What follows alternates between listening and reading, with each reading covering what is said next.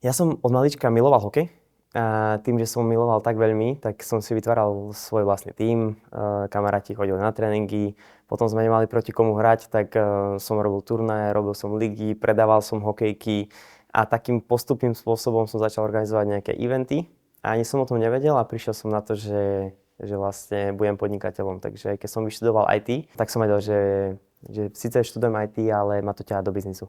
Ak si predstavíte, že pracujete vo veľkom korporáte, vo veľkej banke a dostanete za úlohu, že máte vyvinúť novú aplikáciu, mobilnú aplikáciu, ktorá by mala pomôcť vašim klientom, tak prídete na to, že dosť často dostanete nejaký excelovský súbor, kde máte 100 IT dodávateľov, spoločností, s ktorými môžete robiť, ale vôbec neviete, ktorú z tých spoločností máte osloviť.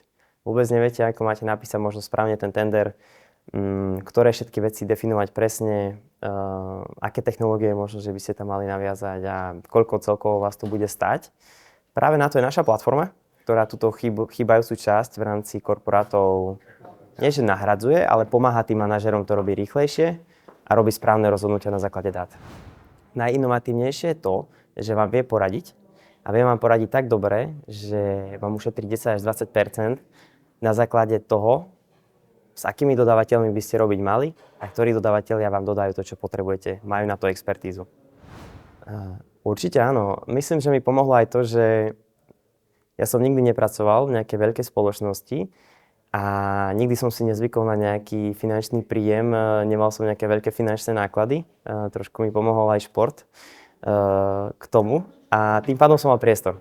A ten priestor som využil na to, že som začal podnikať a začal som vytvárať niečo vlastné. Viem si predstaviť, že množstvo ľudí takúto možnosť nedostane, pretože po strednej škole musí začať pracovať, aby sa uživilo.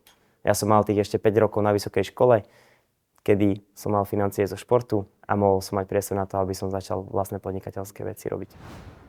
Ja si myslím, že ja sa v najbližších mesiacoch sťahujem do zahraničia, pretože ten produkt, tie najbohatšie spoločnosti na Slovensku o neho majú záujem a to nám svedčí o tom, že keď budeme na správnych miestach, možno v Anglicku, možno, že v Nemecku alebo Švajčiarsku, Rakúsku, tak ešte väčší klienti, ešte matky tých spoločností, ktoré tu máme, budú mať ešte väčší problém. To znamená, ten exportný potenciál je veľmi veľký na to, aby slovenská firma predávala know-how a dátové riešenie zo Slovenska práve týmto nemeckým a anglickým spoločnostiam, prípadne raz aj v Amerike.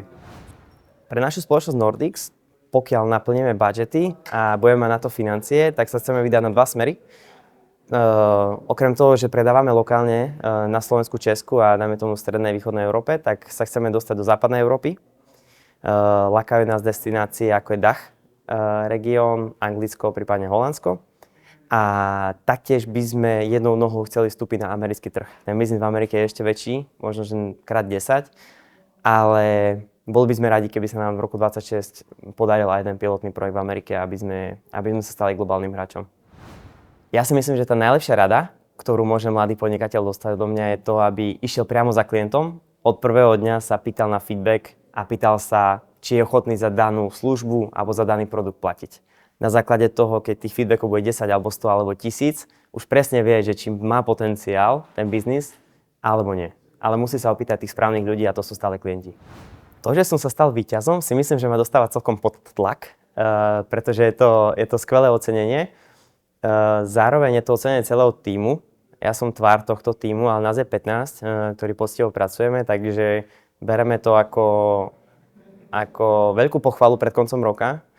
Obrovské ocenenie, ale zároveň veľkú zodpovednosť voči ďalšiemu roku, aby sme to naplnili, aby sme raz boli alumni, na ktorých môžeme byť hrdí možno a ktorí zase budú vedieť aj rady ďalej.